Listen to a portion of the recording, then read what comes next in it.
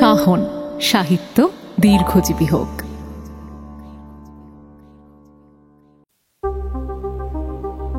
সাহিত্যের বিভিন্ন আঙিনা থেকে বাছাই করে নিয়ে আসা কিছু মণি মাণিক্য দিয়ে তৈরি আপনাদের প্রিয় কাহন। হাই, আমি অপরূপা। প্রথমেই জানাই শুভ শারদিয়া সবাইকে।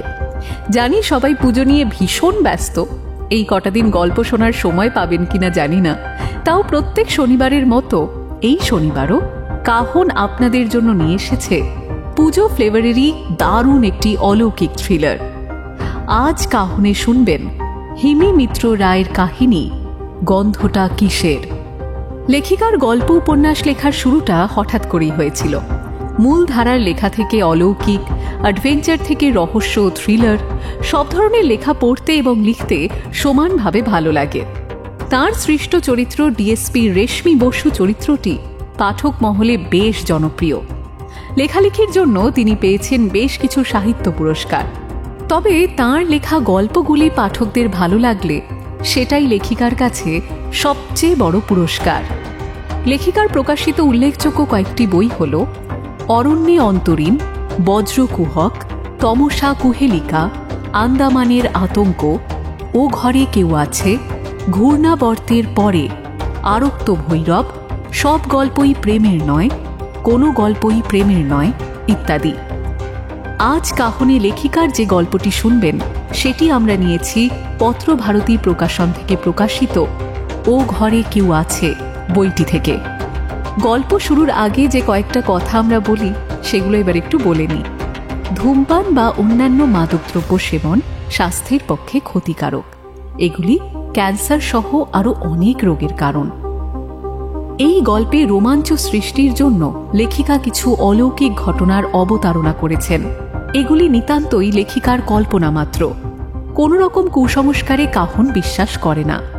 আর হ্যাঁ, গল্পটা যদি আপনাদের ভালো লাগে তাহলে গল্পতে একটা লাইক এবং কাহনে সাবস্ক্রাইব করার পাশাপাশি কমেন্ট সেকশনের পাশে থাকা হাইপ অপশনে ক্লিক করে দেবেন কাইন্ডলি। শুরু হচ্ছে হিমি মিত্র রায়ের কাহিনী গন্ধটা কিসের। সাহিত্য দীর্ঘজীবী হোক।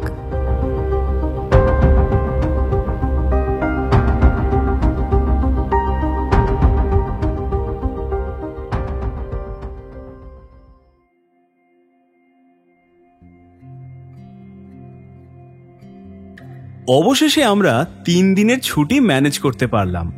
আমার কলিগ কাম বন্ধু অচিন্তর গ্রামের বাড়িতে প্রথমবার দুর্গাপুজোর আয়োজন হতে চলেছে। অচিন্তদের পুরনো জমিদার বাড়ি। এখন সেই আগের চাকচিক্য এবং ঠাঁটবাট না থাকলেও জমিদারি ঐতিহ্য বজায় রাখার আপ্রাণ চেষ্টা করে চলেছে বাড়ির সদস্যরা। ওর কাকা সুবর্ণ সরখেল এই পুজোর উদ্যোক্তা। কাকা ব্যবসায়ী হলেও দান ধ্যান এবং গ্রামের মহিলাদের স্বনির্ভর করার জন্য নানান কাজকর্ম করে থাকেন। গ্রামের মহিলারাই নাকি পুজোর সমস্ত জোগাড় যন্ত্রের নেপথ্যে থাকবেন, এমনটাই শুনলাম অচিন্তর কাছে। ও তো প্রচণ্ড উত্তেজিত। আর কেনই বা হবে না, নিজেদের বাড়ির প্রথম পুজো বলে কথা। বহু বছর ঠিকঠাকভাবে যাওয়া হয় না, জানিস তো তুই সবটাই। 3 বছর আগে একবার অফিস ট্যুরে শিলিগুড়ি যাওয়ার সময় বাড়ি ছুঁয়ে দিয়ে গেছি, রাতে থাকা হয়নি। এমন একটা জায়গা যে তুই ডিরেক্ট যেতেও পারবি না। আসা যাওয়ার পথে তোকে অনেক রকমভাবে যেতে হবে, ট্রেন, ভ্যান, রিক্সা, হাঁটা পথ। তারপর তাই সময়ের অভাবে আর যাওয়া হয়ে ওঠে না। অনেকটা রিমোট জায়গা তো, তাই উঠলো বাই তো কটক যাই ব্যাপারটা অনন্তগঞ্জের ক্ষেত্রে খাটে না। ওর কাছে শুনে শুনে আমিও জায়গাটার প্রতি এক অমোঘ আকর্ষণ বোধ করছি। ওদের এই পুজোর আয়োজন নিয়ে বেশ কয়েক মাস ধরেই শুনছি। অচিন্ত বলল, আমাদের বাড়িতে তুই রাজবাড়ির জাঁকজমক হয়তো পাবি না, কিন্তু পরিবেশ আর আতিথেয়তায় তোর মন ভরে যাবে। খুব বেশি লোক অবশিষ্ট নেই যদিও, তবুও তোর যত্নের অভাব হবে না। অচিন্তর কথা মতো আমি অল্প কিছু হালকা শীতের পোশাক নিয়ে নিলাম। ওদিকটা জঙ্গুলে এলাকা, আর অক্টোবরের শেষ বলে বেশ টেম্পারেচারের পরিবর্তন হয়। ভোরবেলা আর সন্ধ্যাবেলায় রীতিমতো ঠান্ডা লাগে। অচিন্তর কথায় গায়ে একটা কিছু না চাপালেই নয়। আমি অবশ্য আগে কখনো উত্তরবঙ্গ যাইনি, আসলে প্রয়োজন পড়েনি, তাই একটু বেশি উত্তেজিত। নির্দিষ্ট দিনে দার্জিলিং মেল ধরে সারা রাত ট্রেন জার্নি করে আমরা অবশেষে এনজেপি স্টেশনে গিয়ে পৌঁছলাম। তারপর ওখান থেকে একটা লোকাল ট্রেনে 2 ঘন্টা জার্নি করে পৌঁছলাম রাধাপানি স্টেশনে। টুকটাক লোক যাতায়াত করছে, যেন কারো কোনো তাড়াই নেই। সামনেই ধান ক্ষেত, তার পেছন থেকে উঁকি দিচ্ছে কাশফুলের বন।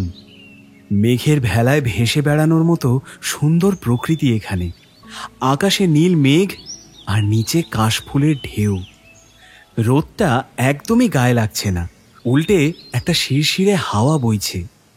আমাদের দেখে এক অটোওয়ালা এগিয়ে এলো, বলল, কই যাবেন দাদারা? আমরা অনন্তগঞ্জ যাব। তোমার অটো ওখানে যায় না তা আমি জানি। ও দাদা বাবু, তাইলে এই দিককার। একটু দাঁড়ায় যান, ও ভ্যান রিক্সার লোক নামাতে গেছে, একটু পরে ফিরে আসবে। আরে ওই সাকুললে তো 2-3 জনই ওই দিকটাতে যায়। অটোওয়ালা বিড়ি ফুঁকতে ফুঁকতে পিছনে ঘুরে চলে গেল। কিরে, অবাক হচ্ছিস নাকি এরকম স্টেশন দেখে? না তো, অবাক হব কেন? তোরা দক্ষিণবঙ্গের মানুষ, অবাক তো হওয়ারই কথা। তোর অবশ্য এসব জায়গা ভালো লাগবে। লেখক মানুষ, প্রকৃতির মাঝেই তো লেখা আরো বেশি করে আসে। সে তো ঠিকই, আমরা দক্ষিণবঙ্গে থেকে এরকম প্রাকৃতিক সৌন্দর্য তো আর পাই না। দেখা যাক জমিদার বাড়িতে বসে কিছু লেখার উপাদান সংগ্রহ করতে পারি কিনা। আচ্ছা শোন, আমরা এখান থেকে ভ্যান রিক্সা পেয়ে যাব। শুনলি তো, লোক নামাতে গেছে। তবে আসার পরেও একটু দাঁড়াতে হবে। পুরো ভর্তি না হলে তোরা যাবে না। কেবলমাত্র 2 জনকে নিলে অনেক বেশি ভাড়া চায় ওরা। তার চেয়ে চল আমরা কিছু খেয়ে নিই। রাস্তার মাঝে তেমন কিছু পাবো না চায়ের দোকান ছাড়া। চ। আমিও রাজি হলাম। আসলে সকালে চা বিস্কুট ছাড়া আর কিছু পেটে পড়েনি। স্টেশনের পাশেই একটা ঝুপড়ি মতো দোকান ছিল। ওখানে শেষ সকালের পুরি তরকারি রয়ে গেছে। সকালের খাওয়া শেষ করে সবাই চলেও গেছে যার যার কাজে। এখন তো বেলা 11টা। কাজেই যতটুকু অবশিষ্ট ছিল তরকারি, সন্দেশ আর ঠান্ডা পুরি দিয়ে আমাদের প্রাতরাশ সারতে হলো। দেখ, উত্তরবঙ্গে তোকে আপ্যায়ন করা হলো ঠান্ডা পুরি দিয়ে। তবে আমাদের বাড়িতে গিয়ে তুই এসব উসুল করে নিতে পারবি। আমার মা আর জেঠিমা তোকে ধরে বেঁধে খাওয়াবে, ভাবিস না। কিছুক্ষণ পরে ঘট ঘট করতে করতে ম্যাটাডোরটি চলে এলো। পেছনে পা ঝুলিয়ে বসতে হয়, বেশ মজার ব্যাপার। আমাদের দুজনেরই একটা করে ব্যাগ। ভালো করে পা ঝুলিয়ে বসে নিয়ে রওনা দিলাম অনন্তগঞ্জের দিকে।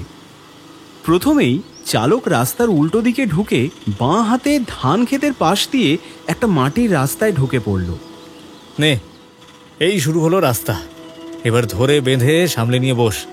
খানাখন্দ ভর্তি রাস্তায়। আমাদের পেছনে আরও 2 জন বসে রয়েছে, স্বামী স্ত্রী হবে হয়তো। আমরা দুজনেই টুকটাক গল্প করতে করতে এগিয়ে চললাম। দুপাশে সুন্দর প্রকৃতির মধ্য দিয়ে হাওয়া খেতে খেতে যেতে বেশ লাগছে। আর ঠিক এই কারণেই উত্তরবঙ্গের মানুষকে আমি খুব হিংসে করি। কিছু দূর যাওয়ার পর হালকা হালকা জঙ্গল শুরু হলো। ছায়া ঘিরে রইল রাস্তাটাকে। বড় বড় গাছের চাঁদোয়া দিয়ে রাস্তার দুপাশে ছাতার মতো করে রেখেছে। এক ফোঁটাও আলো ঢুকছে না মধ্য দিয়ে। এবার জঙ্গল শুরু হলো। চিন্তা করিস না, এখানে বড় বড় জন্তু জানোয়ার কিছুই নেই। তবে শুকনা ফরেস্ট রেঞ্জে পৌঁছে গেলে ওখানে মাঝে মাঝে হাতি চলে আসে। আর চা বাগানের মধ্যে তো লেপার্ড থাকে, জানিসই। চা বাগানের ঝোড়াগুলো লেপার্ডের বাচ্চা দেওয়ার দারুণ একটা জায়গা। আমাকে না জিজ্ঞেস করে বা সঙ্গে কাউকে না নিয়ে হুঠার জঙ্গল বা চা বাগানে ঢুকে যাস না। আগে থেকেই কিন্তু সতর্ক করে রাখলাম। শহর তো নয়, জঙ্গল, আর জঙ্গলে পশুদের রাজত্ব চলে। হ্যাঁ রে, তা বলছি তোদের বাড়ি কি এই জঙ্গলের মধ্যেই অবস্থিত? জঙ্গল পেরিয়ে যেতে হবে, 3 পাশে জঙ্গল ঘেরা। উত্তরবঙ্গের অনেক জায়গাতেই এরকম রয়েছে, বুঝলি। মানুষ এতেই অভ্যস্ত। এখানে মানুষের সঙ্গে পশুদের সহাবস্থান, বুঝলি। তোরা শহুরে বাবুরা এসব বুঝবি না। বাবা, তুই কোনসা গ্রামের বাবু ভাই? তুই তো এত বছর বাইরে আছিস, পড়াশোনাও করেছিস বাইরে, আবার চাকরিও করছিস বাইরে। তাহলে তোর সঙ্গে গ্রামের কানেকশনটা ঠিক কোথায় বলবি? সেটা তো ঠিকই, কিন্তু আমার জন্ম, ছোটবেলা সবটাই তো এই পাড়া গায়ে। জন্মের পর তো আমি ক্লাস 5 অবধি এখানেই কাটিয়েছি। আমার অভ্যেস আছে। আমার তো মনে হয় তোর এখানে রাতে থাকতে গা ছমছম করবে। দেখিস বাবা, আবার ভূত ফুতের গল্প বলা শুরু করে দিস না যেন। প্রত্যেকটা জমিদার বাড়ি আর রাজবাড়ির পেছনে তো এরকম একটা গালগপ্প আছেই। তুই আবার এসব নিয়ে আমাকে ভয় দেখাতে আসিস না যেন। আমাকে ভয় দেখিয়ে কোনো লাভ নেই, ঠিক আছে? চা শালা, আমি আবার তোকে ভয় দেখালাম কোথায়? বাই দ্য ওয়ে, আমাদের বাড়িতে সেসব কিছু ব্যাপার নেই। প্রত্যেকেই আধুনিক চিন্তাধারার মানুষ। পুজো করছে বলে ভাবিস না যে অলৌকিক জিনিসে বিশ্বাস করে। আচ্ছা ঠিক আছে, সে দেখবো খন। কিন্তু এখন বল, এতক্ষণ তো চলে এলাম প্রায়, আর কতটা? ভাই কোমর পুরো ধরে এলো। তোদের বাড়িতে হট ওয়াটার ব্যাগ আছে তো? হট ওয়াটার ব্যাগ নেই, তবে বালি গরম করে তোকে পিঠে সেঁক দেওয়ার ব্যবস্থা করে দেবে। আমাদের বাড়িতে সবাই এখনও এভাবেই শরীরে সেঁক দেয়, তাতে ব্যথা বেদনা খুব তাড়াতাড়ি ঠিক হয়ে যায়, পুরনো দিনের মতো। অচিন্ত ঘড়িতে তাকিয়ে বলল, আর 10 মিনিট, তারপরে পৌঁছে যাব। ওর কথাবার্তা শুনে মনে হচ্ছে আমি যেন কয়েকশো বছর পিছিয়ে 1700 শতাব্দীতে গিয়ে পৌঁছবো। এখনও নাকি বালি গরম করে সেঁক দেওয়ার কনসেপ্ট সেই ছোটবেলায় দিদিমার কাছে শুনেছিলাম, কোনোদিন চোখে দেখিনি। অবশেষে পৌঁছলাম আমরা। ভ্যান রিক্সা আমাদের একটি বড় গাছের নিচে দাঁড় করিয়ে দিল। বলল ওই সরু পথে এবার হেঁটে যেতে হবে, 5 মিনিট লাগবে হাঁটতে। এখানে আর রিক্সা ঢুকবে না। অচিন্ত ওকে টাকা পয়সা বুঝিয়ে দিল। আসা যাওয়ার পথে বেশ কয়েকটা গ্রাম্য পুজোর মণ্ডপ দেখলাম। কাল ষষ্ঠী, দেবীর বোধন হবে। আমি গ্রামের পুজো কখনো দেখিনি, শুনেছি এই ছোট ছোট পুজোগুলোর আন্তরিকতা আলাদাই হয়। জাঁকজমক তেমন না থাকলেও সবার মধ্যে আনন্দের কোনো অভাব হয় না। ওই দেখ, আমাদের বাড়ি দেখা যাচ্ছে। স্বাভাবিকভাবেই অচিন্তর মুখে এক আনন্দের ঝিলিক খেলে উঠল। নিজের বাড়িতে এতদিন পরে ফেরার অনুভূতির সঙ্গে কোনো কিছুর তুলনা হয় না। আমার বাড়ি কলকাতায়, তাই দিনের শেষে নিজের বাড়িতেই ঘুমোতে পারি, আর এটাই সব থেকে বড় তৃপ্তিদায়ক ব্যাপার। অচিন্ত হাসি মুখে এগিয়ে চলল। সামনেই দেখা যাচ্ছে সরখেল বাড়ি। বিরাট বড় নয়, কিন্তু মোটামুটি আকারের। দোতলা জমিদার বাড়ি যেমন হয় ঠিক তেমন। বিরাট বড় একটা গেট দিয়ে ঢুকে উঠোন পেরিয়ে তারপর বাড়ি। নিচটা বড় বড় থাম আর বারান্দা, দু কোণে দুটো বড় ঘর, আর মাঝখানে লম্বা করিডোর। থামের মধ্যে আবার কয়েক জায়গায় কারুকাজ করা। দোতলায় রেলিং দেওয়া বারান্দা, বড় বড় জানলায় খড়খড়ির পর্দা ঝুলছে। নিচে বাঁধানো উঠোন। ওপরে দেখলাম রেলিং থেকে মুখ বাড়িয়ে রয়েছেন একজন বৃদ্ধা। আমাদের দেখা মাত্রই চেঁচিয়ে উঠলেন, এই বাবু, এই বাবু, বাবু, পারাস না। আরে দেখ দেখ, উঠোনটা কাঁচা আছে, পাশের বারান্দা দিয়ে ঘুরে আয়। আমরা আরেকটু হলেই পাড়িয়ে দিচ্ছিলাম। দেখলাম হ্যাঁ, সত্যি তো, সুন্দর করে বাঁধানো হয়েছে, সিমেন্টে ল্যাপা। ডান পাশে ছোট্ট করে তৈরি করা হয়েছে পুজোর মণ্ডপ। প্রতিমা এখনো আসেনি। আরে আগে বলবে তো। যাক, ভালো হয়েছে, কাঁচা উঠোন পাকা হয়েছে এবার। আয় ওপরে চলে আয় শিগগিরি। মহিলার ঠোঁটের হাসি ছড়িয়ে পড়ল সম্পূর্ণ মুখমণ্ডলে। বুঝতেই পারলাম উনি অচিন্তর মা। ছেলের বহুদিন পরে বাড়ি ফেরা এবং সঙ্গে বন্ধু, আবার বাড়িতে পুজো, এই উপলক্ষে এতটা আতিথেয়তা প্রথমেই হবে তা আমার কল্পনারও বাইরে ছিল। রীতিমতো জামাই আদরে খাওয়ানো হলো আমাকে। কি ছিল না পদের মধ্যে! নিরামিষ, আমিষ, হরেক রকমের মিষ্টি, চাটনি, ওহ সব সব। আমি বাবা পেট রোগা মানুষ, এত কি খাওয়া যায়? অচিন্ত দেখলাম টুকটুক করে সব খেয়ে নিল চেটে পুটে। ও অবশ্য একটু নাদুস নুদুস, খাদ্য রসিক, কিন্তু আমাকে খাইয়ে লোকে মোটেও আনন্দ পায় না। অচিন্তর মা আর জেঠিমা প্রথম থেকে শেষ অবধি চেয়ারের পাশে দাঁড়িয়ে থাকলেন। বললেন, তুমি তো দেখছি বাবা কিছুই খাও না, এখনই তো খাওয়ার বয়স, এখন না খেলে হবে? আর তো 3টে দিন আছো, পুজো মানেই তো খাওয়া দাওয়া, সব কিছু খেতে হবে কিন্তু। না বললে চলবে না। আমাদের বাড়ির নিয়ম অতিথিকে ভালো করে যত্ন করা, তার খাবার দাবারের কোনো অসুবিধে হচ্ছে কি না দেখা। কোনো রকম কিছু প্রয়োজন হলে কিন্তু অবশ্যই জানাবে বাবা। হ্যাঁ না না মা, ওকে বলতে হবে না, ওর ভাগেরটা বরং আমাকে দিয়ে দিও। বেচারাকে খাইয়ে পেট খারাপ করে লাভ আছে? তারপর আবার ডাক্তার বদ্যির সমস্যা হবে, এমন অজপাড়া গায়ে এনে ফেললাম যে বেচারা ভূতের ভয় পাচ্ছে। অচিন্ত, তুই না মহা বদমাস। আমি আবার কোথায় বললাম যে ভূতের ভয় পাচ্ছি? যা হোক কিছু একটা বানিয়ে বলে দিলেই হলো, তাই না? আরে ওর কথা ছাড়ো তো, শুধু সবার পেছনে লাগে, নিজে তো এখনো একটা বিয়ে করে উঠতে পারলো না। অচিন্তর জেঠিমা এবার বললেন, দেখো বাপু, আমার ছেলে পিলে নেই, ওই বাড়ির একমাত্র ছেলে, বোনটার তো বিয়ে দিতে পারবো না, আর তোমার কাকুমণি বিয়েই করেনি।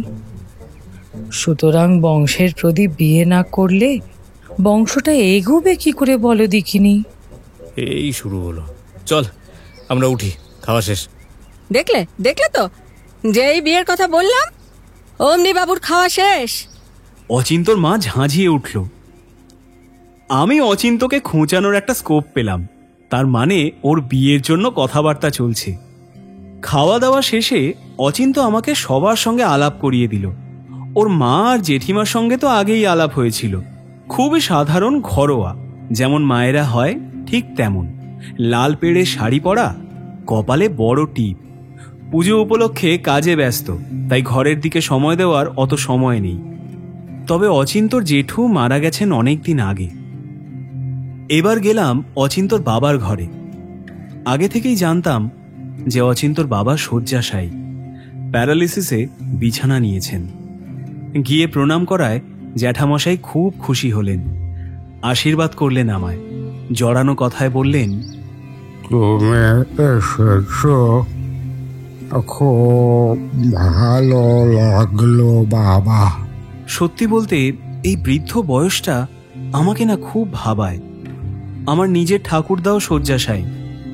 কি দাপট ছিল ঠাকুরদার! এক সময় বিরাট বড় জ্যোতিষ ছিলেন, সারা দিন চর্চা করতেন, সংখ্যাতত্ত্ব নিয়ে প্রচুর পড়াশোনা করেছেন। ঠাকুরদার কথাগুলো আমার আজও মনে আছে। আমি যদিও এসব বিশ্বাস করি না, তবে অনেকের ক্ষেত্রে ঠাকুরদার অনেক কথা মিলেছে। প্রচুর মানুষ আমার ঠাকুরদাকে শ্রদ্ধা করেন। আমাকেও এরকম অনেক কিছুই বলেছেন, তবে টুকটাক মিললেও সব মেলেনি। যাই হোক, ওর বাবাকে দেখে আমার নিজের ঠাকুরদার কথা মনে হলো। আসলে ওর বাবার হয়তো এত বয়স নয়, কিন্তু অসুস্থতার জন্য বয়সটা যেন এক ধাক্কায় অনেকটা বেড়ে গেছে বলে মনে হলো। আমার ঠাকুরদার 92 বছর বয়স। এটা আমার বোনের ঘর, আয়। অচিন্ত কাঠের দরজাটা আস্তে করে খুলে মুখ ভেতরে ঢুকিয়ে বাচ্চাদের মতো করে বলল, তুলতুলি, তুলতুলি কোথায়? এই দেখ তো আমি তুলতুলির জন্য কি এনেছি। কোথা থেকে যেন একটা ধূপধাপ আওয়াজ হলো। আমি দেখলাম ঘরের ভেতর থেকে একটি 25-26 বছরের যুবতী মেয়ে চোখ বড় বড় করে তাকিয়ে আর জিভ বের করে হন হন করে এগিয়ে আসছে। মাথার চুলগুলো একদমই ছোট করে কাটা, শরীর ভারী। মেয়েটির পরনে একটি সবুজ রঙের ফুলছাপ জামা। আগে থেকেই জানতাম অচিন্তর বোন মানসিকভাবে চ্যালেঞ্জড। অনেক চেষ্টা হয়েছে ওর চিকিৎসার, কিন্তু এই রোগ চিকিৎসা করলেও সারে না। মেয়েটির পিছন পিছন একজন মহিলাও দৌড়ে এলো। সম্ভবত যে ওকে দেখাশোনা করে সে। আরে দাঁড়াও, আস্তে, পড়ে যাবে তো। মহিলা এসে ওর হাতটা আলতো করে ধরল, আর অচিন্তর বোন এক ঝটকায় ওর হাতটা ছাড়িয়ে দিয়ে দৌড়ে এসে ঝাঁপিয়ে পড়ল অচিন্তর ওপরে। জিভটা বের হয়েই আছে মেয়েটির, এবং তা দিয়ে লালা ঝরছে ক্রমাগত। দাদাকে যে ও কত ভালোবাসে সেটা বোঝা গেল দেখে। আমার মনটা আবার খারাপ হয়ে গেল। আসলে অচিন্ত ওর বোনকে খুব ভালোবাসে, সব সময় ওর কথা বলে। বোনকে ভীষণ মিস করে ও। অচিন্ত হাতে ধরে থাকা একটা সফট টয় আর চকলেট ওকে দিল। ও খপ করে ধরে নিয়ে আবার বিছানার দিকে চলে গেল। আবার কি মনে হলো অচিন্তর কাছে এসে ওকে ধরে কি যেন বলতে শুরু করলো, খুব উত্তেজিত হয়ে, যার এক বর্ণ আমি বুঝতে পারলাম না। আসলে জড়ানো কথায় কিছু বোঝা যাচ্ছে না যে কি বলতে চাইছে। আঙুল দিয়ে বাইরে দেখানোর চেষ্টা করছে।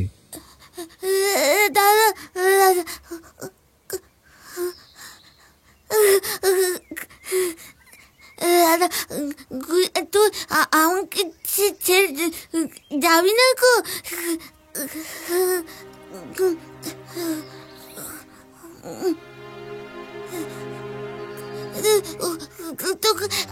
আমি কোথাও যেতে দেব না।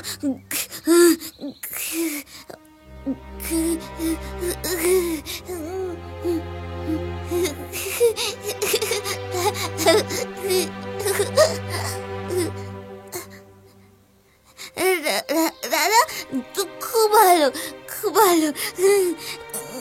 আমি তো কোথাও যেতে দেব না। যাবি না তো?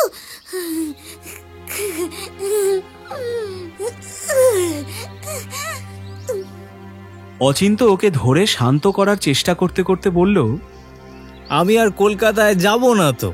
আমি তোর সঙ্গে থাকবো, খেলবো, অনেক মজা করব, আমার বোনটার সঙ্গে অনেক অনেক সময় কাটাবো, ঠিক আছে? অচিন্ত ওর বোনের মাথায় স্নেহের হাত বুলিয়ে দিল। শান্ত হলো তুলতুলি। সফট টয়টাকে নিয়ে খেলতে শুরু করে দিল নিজের মতো। আমি দেখলাম অচিন্তর চোখটা জলে ভরে উঠল। ও দ্রুত ওই ঘর থেকে বেরিয়ে এলো। আমিও অচিন্তর সঙ্গে সঙ্গে বেরিয়ে এসে ওর কাঁধে হাত রাখলাম। আমাকে বোনের সঙ্গে আলাপ করাবার পর অচিন্ত বলল, চল কাকুমনির সঙ্গে দেখা করবি, তোর খুব ভালো লাগবে। অচিন্তর মা তখন একজন কাজের মেয়েকে সঙ্গে করে ট্রেতে শরবত নিয়ে আসছিল।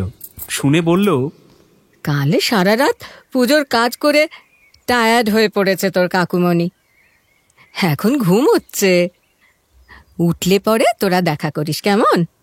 আর তাছাড়া আজকে তো আবার ঠাকুর আনতে যাওয়া আছে রে, 6টার সময় যাওয়া হবে, তৈরি হয়ে থাকবি। হ্যাঁ, এখন তোরা একটু রেস্ট নে তো, অনেক ধকল গেছে।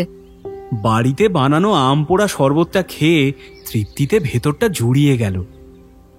অচিন্ত আমাকে থাকার ঘরটা দেখিয়ে দিল। এটা বাড়ির গেস্ট রুম। অচিন্ত চলে গেল ওর ঘরে। আমি ঘরটা ভালো করে দেখে নিলাম। জমিদার বাড়িতে থাকার অভিজ্ঞতা তো আগে হয়নি। সত্যি ঘরগুলো ভীষণ সুন্দর। বিরাট বড় উঁচু সিলিং, লম্বা পাখা ঝুলছে, পালঙ্কের মতো খাট, সিঁড়ি দিয়ে উঠতে হয়।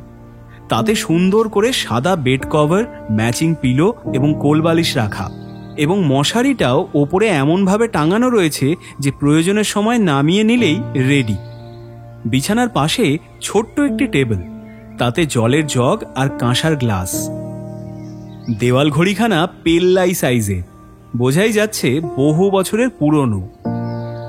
দুটো বড় বড় জানলায় কাঠের কারুকাজ করা। ঘরের একপাশে দেখলাম একটি সুন্দর আলনাও রাখা আছে, তাতে তোয়ালে ভাঁজ করে ঝোলানো। জানলার ধারে একটা টেবিল এবং চেয়ার রাখা, লেখালেখির জন্য।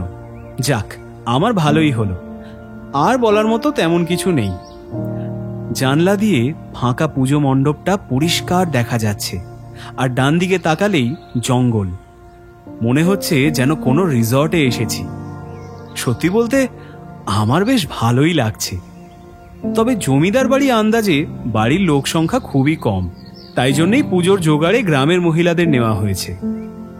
বাড়ির সদস্যদের তুলনায় কাজের লোকের সংখ্যাই বেশি মনে হয়। খুব টায়ার্ড ছিলাম, আর সকালের খাবার খেতে খেতেই বেলা হয়ে গিয়েছিল, তাই দুপুরবেলা আর তেমন কিছু না খেয়েই শুয়ে পড়লাম। অচিন্তর মা অবশ্য মিষ্টি, ফল এসব সুদৃশ্য পাত্রে সাজিয়ে দিয়ে ঘরেই দিয়ে গিয়েছিল। তার কিছুটা খেয়ে নিয়ে জবরদস্ত একটা ঘুম দিলাম। মনে হচ্ছে যেন কত বছর ঘুম হয়নি। এমন চুপচাপ শান্ত পরিবেশ আগে কখনো দেখিনি। কলকাতায় এমনটা আশা করাও পাপ। ও হ্যাঁ, সব থেকে বড় কথা হলো ফ্যান চালাতে হলো না। তা সত্ত্বেও একটা হালকা চাদর গায়ে দিয়ে বেশ আরাম লাগছে। জানলা খোলা রয়েছে। বিকেলে আমার ঘুম ভাঙতে ঘড়িতে তাকিয়ে দেখলাম 5:30। শব্দ শুনে এগিয়ে দেখলাম ঢাকের আওয়াজ। ঢাকিরা চলে এসেছে, আর ওপর থেকে নিচে নেমে এসেছে অচিন্তর মা, জেঠিমা আর একজন পায়জামা পাঞ্জাবি পরা ভদ্রলোক। ভদ্রলোকের বয়স বেশি নয়, তবে মনে হচ্ছে ইনি অচিন্তর কাকুমুনি হবেন। আমিও তাড়াতাড়ি পাঞ্জাবিটা গলিয়ে নিচে চলে গেলাম। কিরে, ঘুম হয়েছে তো? এখনই ভাবছিলাম তোকে ডাকতে যাব, রেডি হয়ে নে।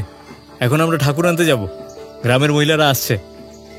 কাকুমণি, এই যে আমার বন্ধু। তুমি তখন ঘুমোচ্ছিলে বলে আলাপ হয়নি। কাকুমণি হাসি মুখে এগিয়ে এলো। আমি প্রণাম করতে গেলে কাকুমণি তাড়াতাড়ি আমাকে দু হাতে ধরে দাঁড় করিয়ে দিল।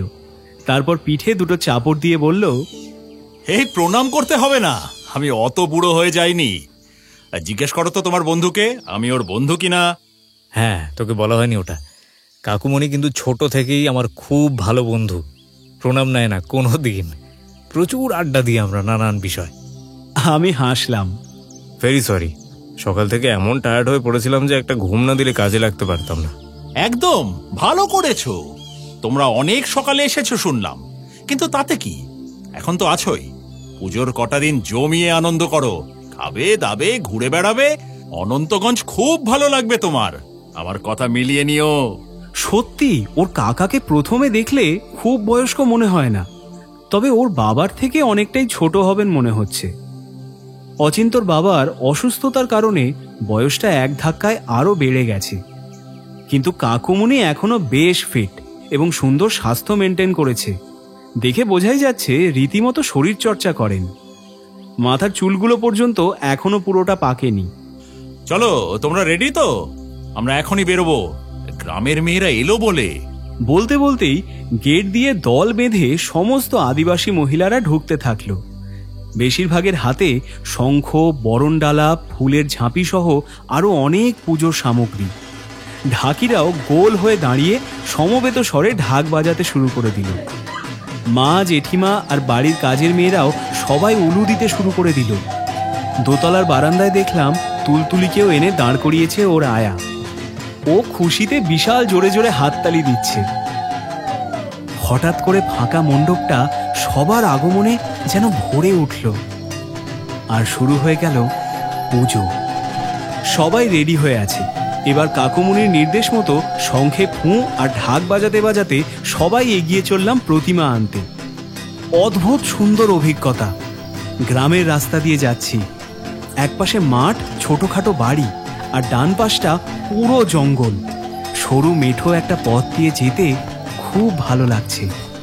সবাই মিলে পর পর যাচ্ছে, কারণ একসঙ্গে 4 জনের বেশি এই সরু রাস্তা দিয়ে চলা যায় না।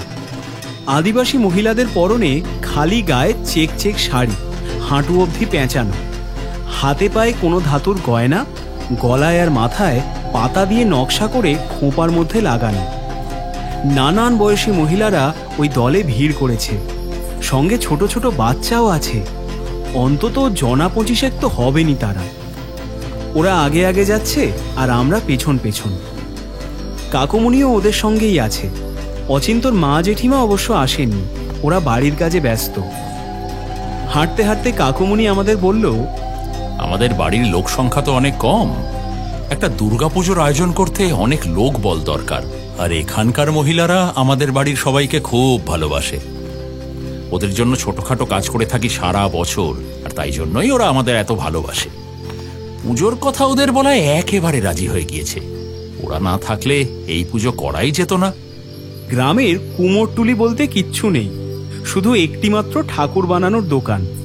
নানান ধরনের ঠাকুর রয়েছে, এমনকি অজানা অনেক ঠাকুর যা দেখে আমি চিনলাম না। আদিবাসীদের নানান দেবদেবী, বনের দেবতা এবং তাছাড়াও পশু পাখিরও নানান মূর্তি তৈরি করে রাখা হয়েছে। একটিমাত্র ছোট সাইজের দুর্গা মূর্তি সামনেই তৈরি করে রাখা ছিল, এবং সম্ভবত এটাই সরখেল বাড়ির দুর্গা প্রতিমা, বাঘ সিংহ 2 সহ। পান পাতার মতো সুন্দর মুখ গোলাপি আভায় পরিপূর্ণ। হাতে অস্ত্রগুলো দেওয়া নেই, ওগুলো নিয়ে যাওয়ার পরে হাতে বসিয়ে দিতে হবে। কাকুমণি দাম মিটিয়ে দিল। একচালা দুর্গা প্রতিমা ভ্যান রিক্সাতে তুলে নিয়ে আমরা বাড়ির উদ্দেশ্যে আবার রওনা দিলাম। বাড়ি ফিরে মহা সমারোহে দুর্গা মাকে মণ্ডপে প্রতিষ্ঠা করা হলো। নিস্তব্ধ বাড়িটা হঠাৎ করে যেন উৎসবের আঙিনা হয়ে উঠল। জঙ্গলের পাশটা অন্ধকার, কিন্তু গেটের দুপাশে 2 বড় লণ্ঠন লাগানো হয়েছে, আর দেওয়া হয়েছে ছোট ছোট টুনি বাল্ব। এখানে সোলার লাইটের বন্দোবস্ত। শুধুমাত্র জমিদার বাড়িতেই সোলার লাইট। রাস্তা অন্ধকার। গ্রামের লোকজনও ভিড় করেছে উঠোনে। বাঁধানো উঠোনে ফরাশ পেতে দেওয়া হয়েছে সবার বসার জন্য। অচিন্তর মায়েরা গায়ে আঁচল দিয়ে ঠাকুর বরণ করছেন। একসময় ঠাকুর মশাই ধনুচি দিয়ে আরতি শুরু করলেন। ফুল, বেলপাতা, প্রদীপ আর ধূপ ধুনোর গন্ধে নিস্তব্ধ রাজবাড়ি আর চারপাশটা মুহূর্তের মধ্যে জমকালো হয়ে উঠল। বড় বড় থিম পুজোর ভিড়ে এই সাবেকি প্রতিমা দেখতে আমার যে কি ভালো লাগছে আমি বলে বোঝাতে পারবো না। বিশেষ করে একটা অজপাড়া গায়ে এই গ্রাম্য পরিবেশে পুজোর আয়োজন যেন এক অন্য মাত্রা এনে দিল। মনে হচ্ছে কত যুগ পরে একটা সত্যিকারের পুজোর আয়োজন দেখছি। দুহাত তুলে নমস্কার করলাম মা দুর্গাকে। মায়ের মুখটা ভারী সুন্দর, আলো পড়ে যেন আরো ঝলমল করছে। সেদিনের মতো পুজো শেষ হয়ে গেলে সবাই যার যার বাড়ি চলে গেল।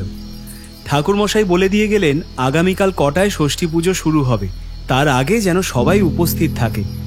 কাকুমুনিও সবাইকে এই কথা আলাদা করে বলে দিলেন। সকলে কাকুমুনি সহ আমাদের পায়ে হাত দিয়ে প্রণাম করতে যাচ্ছিল। কাকুমুনি ওদের আটকে দিয়ে বলল, দেবী মণ্ডপে অধিষ্ঠিত হয়ে গিয়েছেন, এখানে যেন ওরা কাউকে পায়ে হাত দিয়ে প্রণাম না করে। বিজয়ার দিন মাকে বিসর্জন দিয়ে এসে তারপর করা যাবে। সেদিন রাত্রে শোয়া মাত্র ঘুমিয়ে পড়লাম। তার আগে অবশ্য অচিন্ত একবার এসেছিল। আমরা দুজনে সিগারেট খেতে খেতে একটু আড্ডা দিলাম ব্যালকনিতে দাঁড়িয়ে। মণ্ডপে ঠাকুর রয়েছে, আলো জ্বলছে, তাই উল্টো দিক থেকে ঝিঁঝি পোকাগুলোর কানে তালা দেওয়া আওয়াজে বারবার জঙ্গলের দিকে চোখ চলে যাচ্ছিল। অচিন্ত আবার আমাকে খেপাচ্ছিল ভয় পেয়েছি নাকি এসব বলে, কিন্তু আমি যে ভয় পাওয়ার পাত্র নই তা ওকে বেশ বুঝিয়ে দিলাম। পরদিন সকালে বিছানা ছেড়ে উঠলাম না, বিছানায় বসে থাকলাম। কেমন যেন একটা অস্বস্তি হয়েছে মাঝরাতে। যেমন ভেবেছিলাম তেমন গভীর ঘুমটা হলো না। একটা পচা গন্ধ পাচ্ছিলাম। পচা বলতে গাছপালা পচা একটা গন্ধ। সারাদিন তো ঘরে কোনো গন্ধ পাইনি, তবে রাত্রে এরকম তীব্র একটা গন্ধ কোত্থেকে আসবে? জানলা তো সব বন্ধ ছিল, কি জানি। যাই হোক, দুপুরবেলা বেশ কিছুটা ঘুমিয়েছিলাম, তাই জন্য ম্যানেজ হয়ে গেল। আমি উঠেই আগে স্নান টান করে পুজোর জন্য রেডি হয়ে নিলাম। বাইরে তাকিয়ে দেখলাম পুজোর তোড়জোড় শুরু হয়ে গিয়েছে। লোকজন ধীরে ধীরে ভিড় করছে। অচিন্ত আমাকে নক করে জিজ্ঞেস করলো, কিরে, রাতে ভালো ঘুম হয়েছিল তো? কোনো অসুবিধা হয়নি নিশ্চয়ই? আমি ওকে উত্তরে বললাম, হ্যাঁ সবই ঠিক ছিল, কিন্তু ঘুমটা ভালো হয়নি। আচ্ছা তুই যা, আমি একটা ফোন করে আসছি। ঠাকুরদা আমাকে ফোন করেছিল, ঘুমিয়েছিলাম বলে ফোনটা ধরতে পারিনি। ফোনটা ঠাকুরদা করেনি, করেছিল মা। পরে যখন রিং ব্যাক করলাম তখন মা বলল ঠাকুরদা আমাকে কি একটা বলতে চাইছে, সেটা বলার জন্যই ফোনে ধরে দিতে বলেছিল। যখন আমি রিং ব্যাক করলাম তখন ঠাকুরদাকে মা খেতে দিচ্ছিল, বলল মিনিট 20 পরে ফোন করতে। ঠাকুরদা সাধারণত ফোনে কথা বলে না, আসলে কি বলতে চাইছে স্পষ্ট করে বোঝা যায় না। সামনাসামনি থাকলে তাও বোঝা যায় ঠোঁটের দিকে তাকিয়ে, কিন্তু ফোনে কতদূর কি বোঝা যাবে সে বিষয়ে আমার সন্দেহ আছে। সাধারণত আগে কখনো ঠাকুরদা ফোনে কথা বলতে চায়নি। আজ কি এমন হলো হঠাৎ যে এমন কথা বলতে চাইল? আমি বারান্দার কাছে এসে রেলিংয়ে ভর দিয়ে ফোন লাগালাম। মা ফোনটা ধরে বলল, দাঁড়া দিচ্ছি, ঠাকুরদাকে শেফালি মুখ ধোয়াচ্ছে, ধর একটু। মা আমাকে টুকটাক কথা জিজ্ঞেস করছে, সব ঠিক আছে কিনা, কেমন পুজোর আয়োজন, কি খেলি, বাড়ির সবাইকে প্রণাম করেছিস কিনা, ইত্যাদি ইত্যাদি যা যা মায়েরা বলে থাকে। ইতিমধ্যে স্বভাবতই আমার চোখ চলে যায় ঠাকুরের মণ্ডপের দিকে। হঠাৎ চোখের ভুল হলো কিনা জানি না, দুর্গা প্রতিমার গোলাপি আভাযুক্ত মুখটা কেমন যেন কালো মনে হলো। অর্থাৎ বলতে চাইছি মুখটা ঝকঝকে ফর্সা ছিল, যেমন প্রতিমার মুখ হয়, সেটাই এখন বলা যেতে পারে তপ্ত কাঞ্চন বর্ণা। আমি কি কাল রাতে ভুল দেখলাম? হ্যাঁ তাই হবে, অন্ধকারে হয়তো ভুলই দেখেছি। এমন সময় ঠাকুরদা ফোনটা ধরল। দাদু ভাই, এই কথাটা আমি বুঝতে পারলাম। হ্যাঁ দাদু বলো। আমি ঠাকুরদাকে দাদুই বলি। শোনো, তুমি যে জায়গায় গেছো সেখানে তোমার অলৌকিক অভিজ্ঞতা হবে, সাবধানে থেকো, আমি চিন্তায় থাকবো। আমি দাদুর কথাগুলো স্পষ্ট বুঝতে পারলাম, যদিও দাদু আমাকে অসংখ্যবার বলেছে, দাদু ভাই, যে তুলা রাশির জাতক তুমি, বিশেষ বিশেষ তুলা রাশির জাতকদের অলৌকিক অভিজ্ঞতা হয়। তারা ওপারের বাসিন্দাদের দেখতে পায়। তুমি সেই তুলা রাশির জাতক। তোমার এই অভিজ্ঞতা হবেই হবে, আমি লিখে দিলাম। কিন্তু এমন অনেকবার হয়েছে যে আমি বাইরে গেছি অফিসের কাজে বা অন্য কোথাও, কিন্তু দাদু কখনো এভাবে আমাকে ফোন করে বলেনি। হঠাৎ করে কি এমন হলো যে এই অদ্ভুত কথা বলতে ফোন করতে হলো? না, আর ভেবে কাজ নেই, দেখা যাক কি আছে কপালে। আমি অবশ্য বয়স্ক মানুষদের এই ভাবনা চিন্তা নিয়ে বিশেষ কিছু বলতে চাই না। নাতির ভালোর জন্য যদি একজন অশীতিপর বৃদ্ধ চিন্তিত হন, তাকে আমি সম্মানই করতে চাই।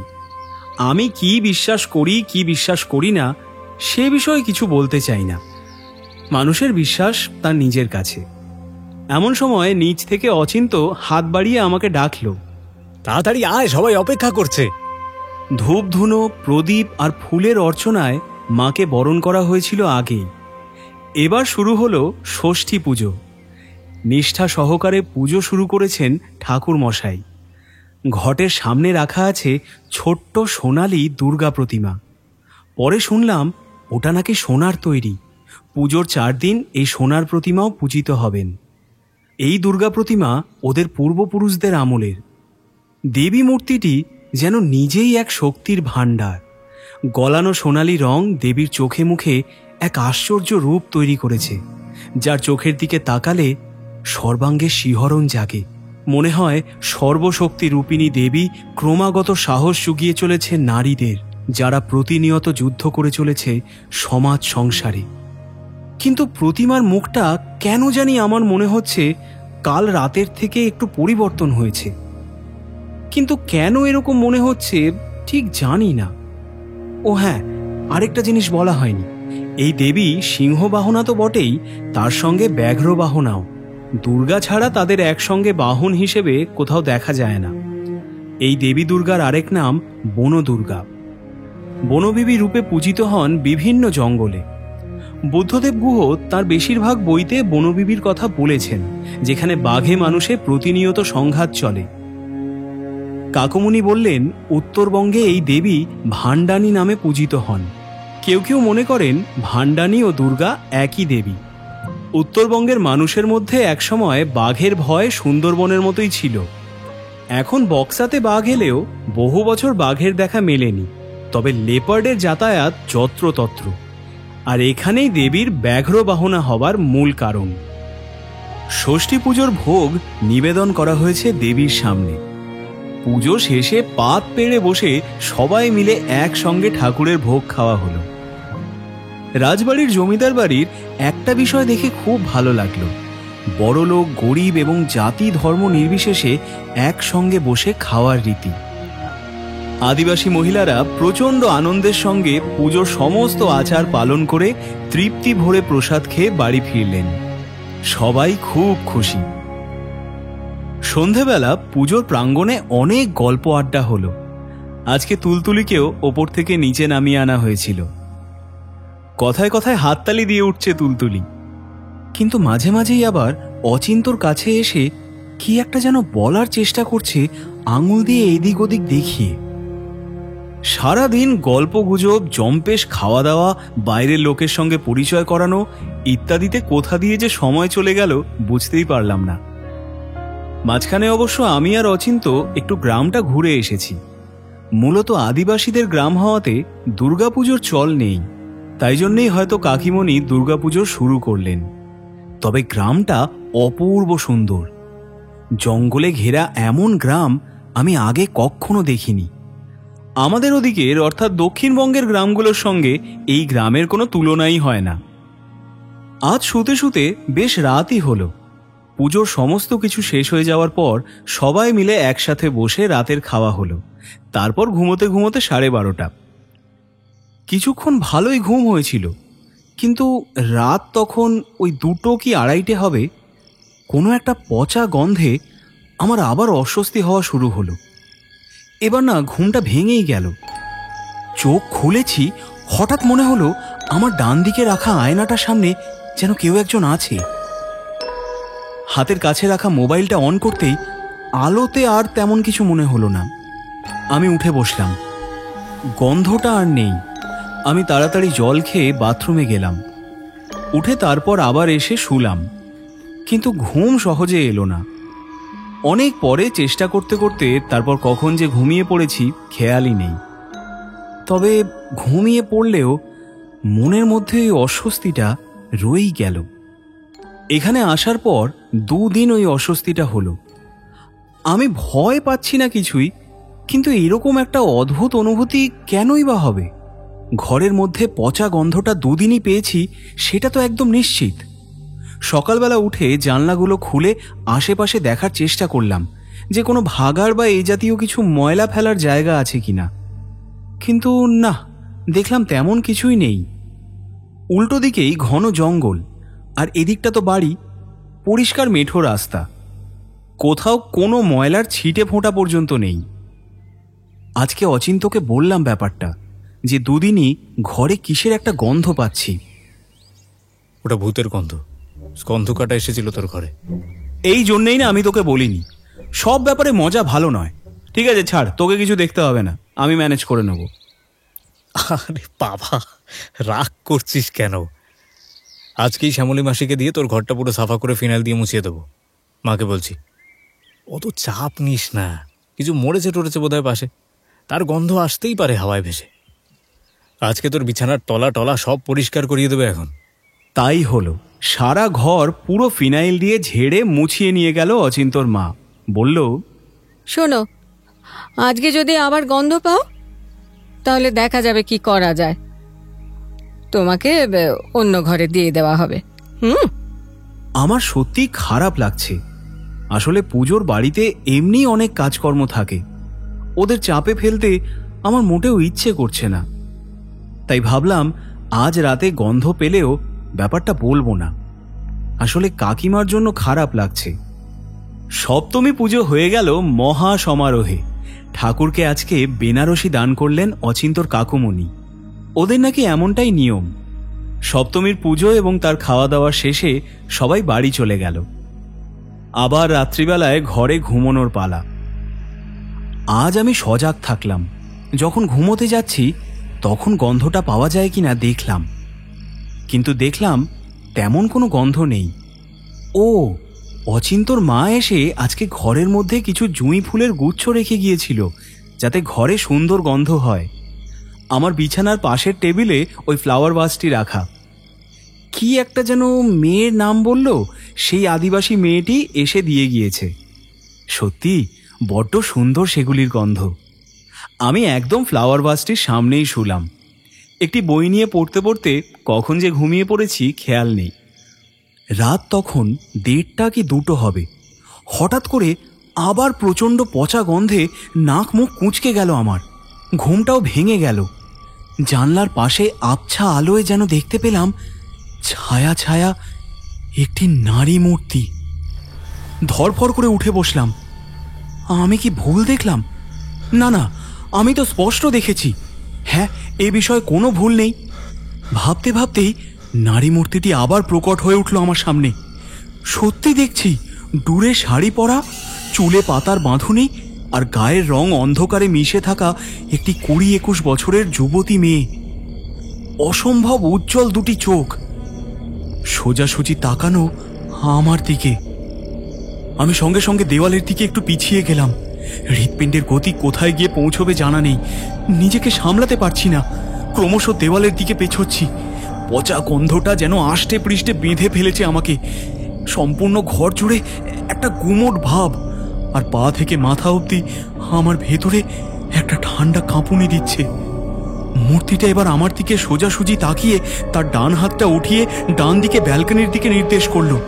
তারপর আস্তে আস্তে আবার হাতটা নামিয়ে নিল। ধীরে ধীরে বাতাসের মধ্যে নারী মূর্তিটি উবে গেল। আমি কিচ্ছু করতে পারলাম না। জাস্ট হাঁ হয়ে বসে রইলাম। বিছানায় ঘড়ির কাঁটার টিকটিক শব্দ ছাড়া ঘরের মধ্যে আর কিচ্ছু নেই। পচা গন্ধটাও এখন আর পাচ্ছি না। জুঁই ফুলের সুবাসে ঘরটা ভরে রয়েছে। কিন্তু এটা এটা আমি কি দেখলাম? নিজের চোখে দেখেও তো বিশ্বাস করতে পারছি না। কি দেখলাম, কেনই বা দেখলাম? আর ওই মেয়েটি বা কে ছিল? কোনো রকমে রাত পার করলাম সিলিং এর দিকে তাকিয়ে। তবে সারা রাত আর তেমন কোনো ঘটনা ঘটেনি। সকালবেলা উঠেই ঠাকুরদাকে ফোন করতে হবে। এমন অলৌকিক অভিজ্ঞতা এই 28 বছরে আমার কোনো দিনও হয়নি। সকাল হতেই মাকে ফোন করে বললাম ঠাকুরদাকে দিতে। ফোন ধরা মাত্রই ঠাকুরদা বলল, কে দাদু ভাই, আমার কথা বলল? ঠাকুরদার একটাও দাঁত অবশিষ্ট নেই। তা সত্ত্বেও ঠাকুরদা কি বলল আমি স্পষ্ট বুঝতে পারলাম। হ্যাঁ দাদু, তুমি যা বলেছিলে তাই হলো। কালকে রাত্রিবেলাতেই এমন একটি অভিজ্ঞতা হলো আমার। চিন্তা করো না, তোমার কিছু হবে না। তুমি বিশেষ তুলা রাশির জাতক, তাই জন্য তুমি এমন জিনিস দেখতে পাচ্ছ। অন্য কারো কাছে সে দেখা দিতে পারছে না বলে তোমার কাছেই এসেছে। দেখো, তোমাকে দিয়ে সে কিছু বলতে চায় কিনা। তুমি ভয় পেও না, কেমন? তোমার কিছু হবে না, তুমি শুধু মাধ্যম। এবার আসছি। হ্যাঁ, আমার খাওয়ার সময় হয়ে গেছে। তুমি সাবধানে থাকবে কিন্তু দাদু ভাই, কেমন? সাবধানে কি করে থাকবো বুঝে পেলাম না। আচ্ছা, অচিন্তকে কি বলা উচিত আমার? ওকে বললে তো হেসে উড়িয়ে দেবে নিশ্চয়ই। না, থাক, ওকে বলে কাজ নেই। আমি দাঁত ব্রাশ করতে করতে বাইরের বারান্দার রেলিংয়ে এসে দাঁড়ালাম। যেখান থেকে মণ্ডপে ঠাকুরের মুখ পরিষ্কার দেখা যায় সেখানে। বিশ্বাস করুন, অত্যন্ত আশ্চর্যের সঙ্গে বলতে বাধ্য হচ্ছি, প্রতিমার মুখটা আজ যেন আরো বেশি পরিমাণে কালো হয়ে রয়েছে। কিন্তু এটা কি করে সম্ভব? আচ্ছা, এটা কি শুধু আমার চোখেই পড়ছে, আর কারো চোখে পড়ছে না? সবার আগে গিয়ে অচিন্তকে মণ্ডপের কাছে ডেকে আনলাম। কি হয়েছেটা কি বলবি তো? তুই প্রতিমার মুখটা একবার দেখ তো। কেন, কি দেখব? রোজই তো দেখছি। এত সুন্দর মুখ যে তাকিয়ে থাকতে ইচ্ছে করে। আহা, ভালো করে দেখ, কোনো পরিবর্তন দেখতে পাচ্ছিস? অচিন্ত খুঁটিয়ে দুর্গা প্রতিমার মুখটা দেখে বলল, না তো, একই তো আছে, কি পরিবর্তন হবে? কি আশ্চর্য! তোর মনে হচ্ছে না যেদিন প্রতিমাটা আনা হয়েছিল সেদিন থেকে আজকে প্রতিমার রংটা ধীরে ধীরে কালো হয়ে যাচ্ছে? অচিন্ত আমার মুখের দিকে কিছুক্ষণ তাকিয়ে থেকে আমার কপালে আর ঘাড়ে হাত দিয়ে চিন্তিত স্বরে বলল, তোর জ্বর আসেনি তো? খুব জ্বর এলে লোকজন ভুল বকে। তোর তো তেমন কিছু দেখছি না। রাতের বেলা কিছু খেয়েছিলি কিনা বলতো ঠিক করে। দেখ ভাই, আমি কিন্তু ইয়ার্কির মুডে নেই। যা সত্যি দেখেছি আমি তোকে তাই বলছি। অচিন্তকে আর কিছু বলার সুযোগ না দিয়েই আমি ঘরে চলে এলাম। ওর সঙ্গে আজকের ব্যবহারটা একটু খারাপই করে ফেললাম। এতটা না করলেও হতো। আমি বারান্দায় দাঁড়িয়ে প্রতিমার মুখটা আবার ভালো করে লক্ষ্য করলাম। আরে ঠিকই তো দেখছি, মুখটা যথেষ্ট কালো হয়ে গেছে। এটা কিভাবে সম্ভব? অচিন্ত কি আমাকে মিথ্যে কথা বলল? আচ্ছা, কেউ কি রাতের বেলা প্রতিমার মুখের মধ্যে কালো রং করে দিয়েছে? কিন্তু সেটা করলেও ওদের চোখে সেটা ধরা পড়ছে না কেন? বাড়ির আর কেউ তেমন কিছু বলছে না তো, শুধু আমিই কেন দেখতে পাচ্ছি? এই সব ভাবতে ভাবতে হঠাৎ করে আরও একটা জিনিস চোখে পড়ল আমার। প্রতিমার ত্রিশূলটা অসুরের দিকে না গিয়ে দুই হাত মনে হচ্ছে ত্রিশূলটাকে ধরে নিচের দিকে তাক করে আছে। মানে এ হচ্ছেটা কি? যতদূর মনে হয় ত্রিশূলটা তো অসুরের বুকের মধ্যেই ছিল, তাহলে এখন দুহাত জড়ো করে নিচের দিকে তাক করা কেন? আমি কি ঠিক দেখছি? আমি পাগল হয়ে যাচ্ছি না তো? আমি শিওর হওয়ার জন্য মোবাইলে যে ছবি তুলেছিলাম তা আর একবার দেখে নিলাম। না, ঠিক তাই, ত্রিশূলটা অসুরের বুকের মধ্যে ছিল, আর এখন নিচের দিকে তাক করা। আমি দুটো চোখ কচলে ভালো করে আবার দেখলাম, দৌড়ে গেলাম নিচে মণ্ডপের সামনে। তখন পুজো শুরু হয়ে গেছে, সবাই মিলে উলুধ্বনি দিচ্ছে, শঙ্খে ফুঁ দিচ্ছে। না, কোনো ভুলই দেখিনি আমি। ওই তো প্রতিমার ত্রিশূলটা নিচে ধরা, কিন্তু সবাই কেমন নির্লিপ্ত মনে পুজো করে চলেছে। কারোরই কি কিছু চোখে পড়ছে না? হচ্ছেটা কি এসব? আমি চুপচাপ ওখান থেকে সরে এলাম, কান গরম হয়ে রয়েছে। অচিন্তর সঙ্গে কথা বলে যতটুকু বুঝলাম যে কারোর এই পরিবর্তন চোখে পড়ছে না। শিওর হওয়ার জন্য আমি আরেকবার সুযোগ বুঝে অচিন্তর মায়ের কাছে গিয়ে জিজ্ঞেস করলাম, আচ্ছা কাকিমা, প্রতিমার কি কিছু পরিবর্তন করা হয়েছে? না বাবা, কোনো পরিবর্তন করা হয়েছে বলে তো জানি না। তেমন কিছু হলে তো ঠাকুরপা বলতো। কাজেই আমি যা বোঝার বুঝে নিয়ে ওপরে চলে গেলাম। বারান্দায় দাঁড়িয়ে সিগারেট খেতে খেতে পুজো দেখছি। ডান দিকের জঙ্গলটা বড় বেশি ঘন হয়ে রয়েছে মনে হলো। অন্য দিনের তুলনায় গাছপালার ঘনত্ব কি একটু বেশি বৃদ্ধি পেল? সন্ধে যত ঘনায় টুপটাপ জ্বলে ওঠে টুনি বাল্বগুলো। তাছাড়া আর কোনো আলো উঠোনে নেই। গেটের উল্টো দিকে ঘুটঘুটে অন্ধকার। এই অল্প আলোয় জমিদার বাড়িটাকে কেমন যেন মায়াবী লাগছে। লোকজন বিশেষ কেউ নেই এখন, সবাই পুজো শেষে বাড়ি ফিরে গেছে। যে যার কাজ করে আবার পরে আসবে। সন্ধে তখন ওই 6:30 7টা হবে। বাড়ির লোকজন সব বাড়ির ভিতরে, সবাই তৈরি হয়ে সেজে গুজে কিছুক্ষণ পর নিচে নামবে। আমি বারান্দায় দাঁড়িয়ে রয়েছি আর এটা ওটা ভাবছি। ওপাশ থেকে ঝিঁঝি পোকারা তারস্বরে চিৎকার করছে। বারান্দায় দাঁড়িয়ে মনের মধ্যে হাজার প্রশ্নের দোলাচল নিয়ে আমি সিগারেটে টান দিচ্ছিলাম। হঠাৎ মনে হলো গেটের বাইরে একটা নারী মূর্তি আমার দিকেই তাকিয়ে রয়েছে। জলজল করছে তার দু চোখ, অন্ধকারে স্পষ্ট দেখা যাচ্ছে তার অবয়ব। আমি সচেতন হয়ে পড়লাম। এই তো সেই নারী মূর্তি যাকে আমি রাত্রিবেলা দেখেছি। আদিবাসী যুবতী, হ্যাঁ এই তো, অন্ধকারেও স্পষ্ট দেখা যাচ্ছে। পরনে ডুরে শাড়ি, মাথায় পাতার বাঁধুনি। নারী মূর্তিটি এবার গেট থেকে বাড়ির ভেতরে এগোনো শুরু করলো। সে এগোচ্ছে আর ওপর দিকে তাকাচ্ছে, অর্থাৎ আমাকে কিছু বলতে চায়। আমাকে দেখিয়েই এগোচ্ছে ভেতর দিকে। এই অন্ধকার পরিবেশ, জঙ্গলের বিচিত্র সব নিশাচরদের আওয়াজ, একটা আলো আঁধারি পরিবেশ আর জনশূন্য পুজো মণ্ডপে এক অশরীরী নারীর হেঁটে চলা দেখে আমি কেমন যেন এক ঘোরের মধ্যে পড়ে গেলাম। নারী মূর্তিটি এগিয়ে চলেছে পুজো মণ্ডপের দিকে। হাওয়ায় ভেসে আসছে এক অসম্ভব পচা গন্ধ। নারী মূর্তিটি এবার হাঁটতে হাঁটতে দুর্গা প্রতিমার মণ্ডপের সামনে গিয়ে মাটিতে শুয়ে পড়ল। তখনই ঘাড়ের কাছে এক স্পর্শ পেয়ে আমি চমকে উঠলাম। কিরে, কি দেখছিস ওদিকে? কে? ও তুই?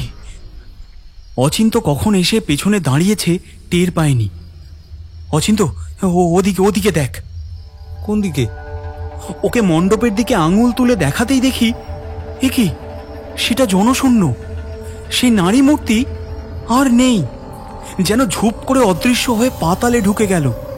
কি কেস বলতো? কাকে দেখছিলি? এই গ্রামে সুন্দরী যুবতী তেমন কিছু আছে বলে জানি না, যার দিকে এক দৃষ্টে তাকিয়ে রয়েছিস তুই। কোনো আদিবাসী যুবতীর প্রেমে পড়লি নাকি? আমি ওর দিকে তাকিয়েই আবার মুখ ঘুরিয়ে নিলাম এক ঝটকায়। চোখের সামনে এমন অলৌকিক জিনিসপত্র দেখলে স্বাভাবিকভাবেই মাথা কাজ করে না। দুর্গা প্রতিমার মুখমণ্ডলের রং পরিবর্তন, হাতের ত্রিশূলের দিক পরিবর্তন, আর তারপর এক আবছায়া নারী মূর্তির আবির্ভাব। ও ভগবান, এগুলো হচ্ছেটা কি?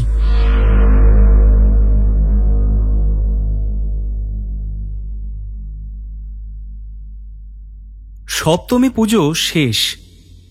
সন্ধ্যাবেলায় যারা পুজোয় অংশগ্রহণ করেছিল তাদের মধ্যে কেউই ঠাকুরের ত্রিশূলের দিক বা প্রতিমার মুখমণ্ডলের রং পরিবর্তন হওয়া নিয়ে টু শব্দটিও করেনি, অর্থাৎ তাদের চোখে ধরাই পড়ছে না। একমাত্র আমিই দেখতে পাচ্ছি। কোনো কিছুতেই মন দিতে পারলাম না, পুজোতেও না। ঠিক যে জায়গাটায় নারী মূর্তিটিকে অদৃশ্য হতে দেখেছি বারবার সেইখানে চোখ চলে যাচ্ছে। ভালো করে খেতেও পারলাম না রাতে। সবাই আমাকে জিজ্ঞেস করছে যে কি হয়েছে, কিন্তু আমি বলবোটাই বা কি? কাউকে এসব বলে নিজেকে পাগল প্রতিপন্ন করতে আমি চাইলাম না। রাতে ঘরে এসে চুপচাপ শুয়ে পড়লাম।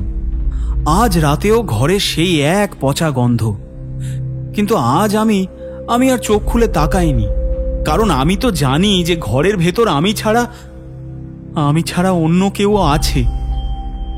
এবং ঘুমের মধ্যে আমি স্বপ্ন দেখলাম। বিশ্বাস করুন আমার কথা, যদি না হয় আমাকে জেলে ভরে দেবেন।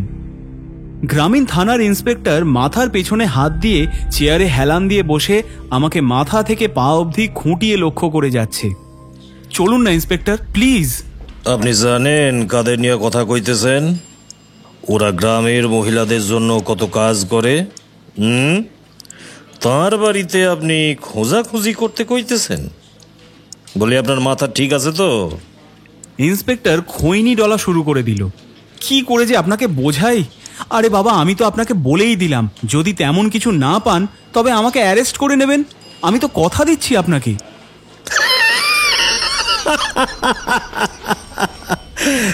প্রমাণ লাগে জানেন? প্রমাণ। যা খুশি কইরা এসব হয় না, প্রমাণ লাগে। প্রমাণ কই আনছেন? আরে প্রমাণ না হয় দিতে পারছি না, কিন্তু আমি নিজেই তো আপনাকে কথা দিচ্ছি। আরে আপনি কোথাকার রাজাধিরাজ মহারাজ যে আপনার কথায় বিশ্বাস করব? যান যান, এখান থেকে যান। আচ্ছা ঠিক আছে, বুঝতে পারছি যে আমি রাজাধিরাজ মহারাজ কেউ নই।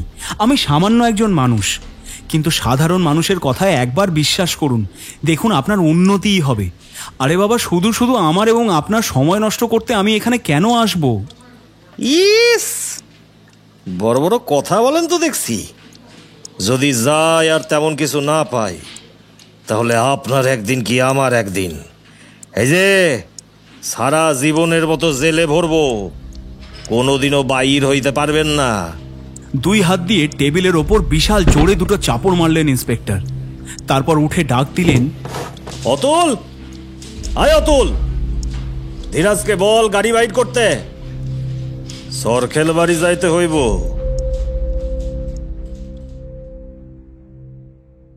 ওরা আমার সঙ্গে পুলিশকে দেখে এমনভাবে তাকিয়ে রয়েছে যেন মনে হচ্ছে সুনামি, সাইক্লোন, ভূমিকম্প সব একসাথে এসে উপস্থিত সরখেল বাড়িতে। সবার আগে অচিন্ত এগিয়ে এলো আমার দিকে। এসব কি রে? বুঝতে পারছি না। অচিন্ত, তোকে আমি সব বুঝিয়ে বলছি, কিন্তু ভাই তুই আগে ঘরগুলো সার্চ করতে দে। কাকুমণি এগিয়ে এলেন, বললেন, কি হয়েছে? পুলিশ কেন সরখেল বাড়িতে? এই যে সরখেল মশাই, সার্চ করব বাড়ি, আপনার একটু সহযোগিতা করেন দেখি। বেশিক্ষণ সময় নিব না, হইলেই সাইডে দিব। অচিন্ত আমাকে হাত ধরে টানতে টানতে কোনায় নিয়ে গেল। এসব কি চলছে বলবি আমাকে পরিষ্কার করে? তুই পুলিশ নিয়ে এসেছিস? আমি মাথা ঝাঁকিয়ে বললাম, হ্যাঁ ভাই, কিন্তু তুই আর কিছুক্ষণ অপেক্ষা কর, দেখ কি হয়, নয়তো আমাকে জেলে পুরে দিস। অচিন্ত এক ঝটকায় আমার হাত ছেড়ে দিল। এনে মস্ত বড় ভুল করলাম, মনে থাকবে। জোরে হাঁটতে হাঁটতে চলে গেল অচিন্ত। বাড়ির পরিবেশ হঠাৎ করে পিন ড্রপ সাইলেন্সে পরিণত হলো। বাড়ির সবাই তখন নিজেদের মধ্যে গুঞ্জন করছে, থমথমে পরিবেশ। ইন্সপেক্টর আরও 4-5 জন পুলিশ কর্মীদের ঘরে ঢুকিয়েছেন সার্চ করার জন্য। এত বড় বাড়ি সার্চ করতে তো সময় লাগে। আমার মনে হচ্ছে সময় যেন পার হতেই চাইছে না। এখন আমি যদি বলি যে পুজো মণ্ডপে সার্চ করতে হবে, তাহলে যে কি পরিস্থিতি হবে তা বলাই বাহুল্য। কাকুমণির কাছে গিয়ে ইন্সপেক্টর বললেন, আপনাদের সবাইকে পুজো মণ্ডপ থেকে একটু সরে দাঁড়াতে হবে। আমাদের পূজা মণ্ডপটি একটু সার্চ করতে হইব। গুপ্তধন লুকিয়ে রেখেছি বলছেন? কাকুমণির গলার শিরাগুলো ফুলে উঠল, চোখে মুখের ভাব পরিবর্তন হয়ে গেল নিমেষের মধ্যে।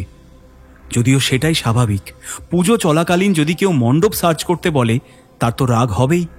ওদিকে ঠাকুর মশাই কেমন একটা থতমত মুখ করে মন্ত্র পড়া বন্ধ করলেন। না না, আমি এখন কিছুতেই মণ্ডপ সার্চ করার অনুমতি দেব না, আপনারা কালকে আসুন। আমি হাত বাড়িয়ে কাকুমণিকে বললাম, কাকুমণি প্লিজ, কাল এলে হবে না, আজই করতে হবে। কাকুমনির কথার ওপরে কথা বলায় সবাই খুব অবাক হলো। সেটাই স্বাভাবিক, একটা উটকো ছেলে এসে কি করে তার মুখের ওপরে কথা বলে। সত্যি বলতে আমার ভিতরে এক অদ্ভুত শক্তি ভর করলো মনে হলো।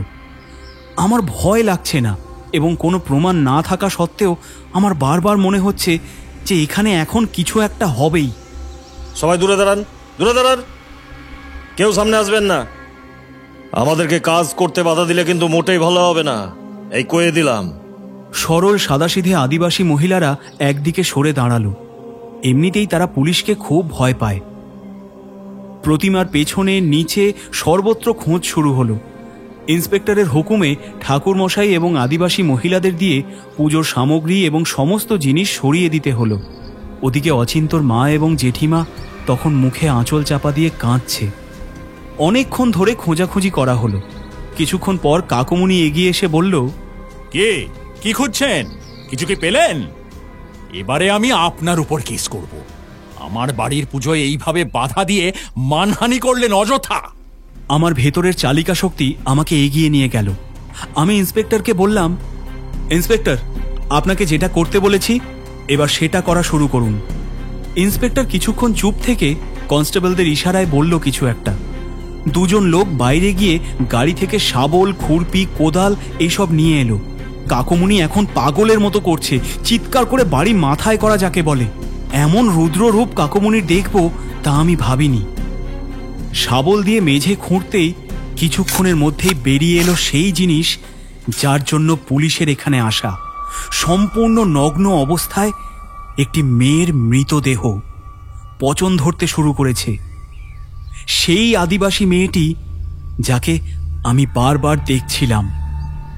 আদিবাসী মেয়েটির নগ্ন বুকে দুটি স্তনবৃন্ত খুবলে নেওয়া হয়েছে, ঠোঁট উপড়ানো, নিম্নাঙ্গে রক্ত জমাট বাঁধা। বোঝাই যাচ্ছে খুনের আগে তাকে রীতিমতো বলপূর্বক ধর্ষণ করা হয়েছে। পুলিশের একজন কনস্টেবল দৌড়ে গিয়ে প্যান্ডেলের একটি কাপড় খুলে মৃতদেহের উপর চাপা দিয়ে দিল। আশেপাশে তখন সবার মুখে ভাষা হারিয়ে গিয়েছে। একই দৃশ্য সরখেল বাড়িতে। আদিবাসী মহিলাদের মধ্যে কয়েকজন এগিয়ে এসে অবাক চোখে তাকিয়ে বলল, আরে এই তো আমাদের ফুলকি, ও তো কাজের জন্য বাইরে গেছিল। এ কি হলো, কি করলো এরকম বটে? এসব কি ইন্সপেক্টর? আমার বাড়ির মেঝেতে কি করে এলো এই মেয়েটির মৃতদেহ? এসব আমাকে ফাঁসাচ্ছে কারা? আপনি তদন্ত করুন। অচিন্তর বোন তখন এগিয়ে এসে দুহাত দিয়ে কাকুমনিকে মারতে শুরু করে দেয়।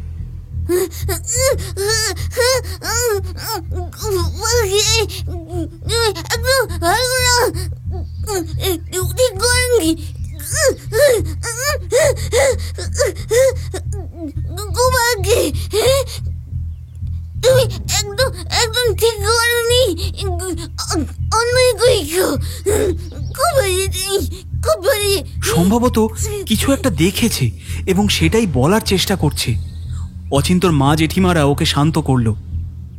হয়তো সেদিন ও অচিন্তকে এটাই বলার চেষ্টা করছিল। সার্কেল বাবু, রাতারাতি মাটি খুঁড়ে সিমেন্ট বাঁধানোর এই ফন্দিটা কিন্তু আপনার মারাত্মক। একদম বাজে কথা বলবেন না, আমি এসব কিচ্ছু জানি না। আপনারা আমাকে ফাঁসাচ্ছেন। জানেন কি জানেন না সেসব থানায় গিয়ে কইবেন। এখন চলুন চলুন দেখি, চলুন চলুন। অচিন্ত এগিয়ে এলো। এসব কি রে? আমি স্বপ্নেও ভাবিনি এরকম কিছু হবে। তুই কোথা থেকে জানলি? শেষমেশ কাকুমনি, কোথাও ভুল হচ্ছে না তোরে? অচিন্ত, আমার তো জানার কথাই ছিল না, কিন্তু তোকে বলেছিলাম, তুই বিশ্বাস করিসনি। বলেছিলাম আমি যে আমি কিছু একটা দেখতে পাচ্ছি, কিছু সন্দেহ করছি, একটা গন্ধ পাচ্ছি পচা।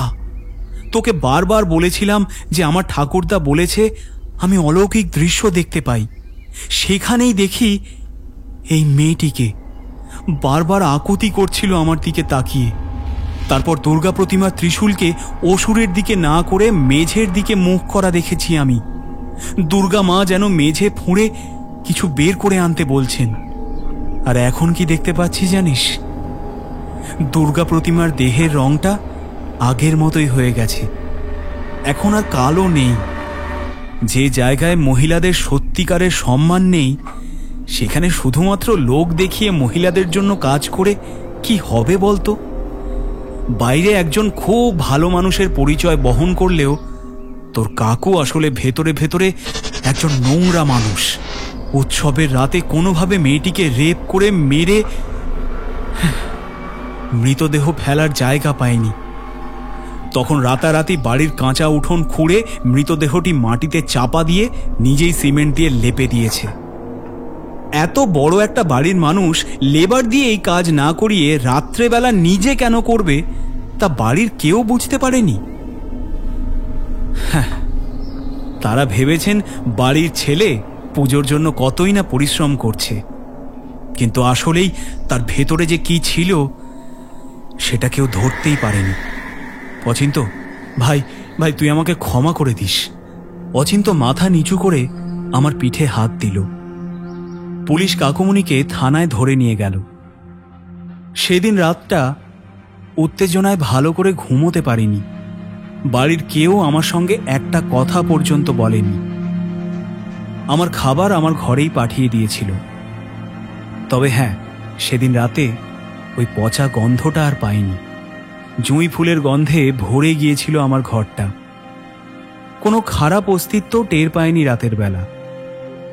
শুধু ভোরবেলা একবার দরজা খুলে বারান্দায় এসেছিলাম। তখন দেখতে পাই ফুলকির চলে যেতে যেতে অন্ধকারে মিলিয়ে যাওয়া। যেতে যেতে একবার পেছনে ঘুরে তাকিয়েছিল ফুলকি। তখন ওর চোখের জল আমি স্পষ্ট দেখতে পেয়েছিলাম।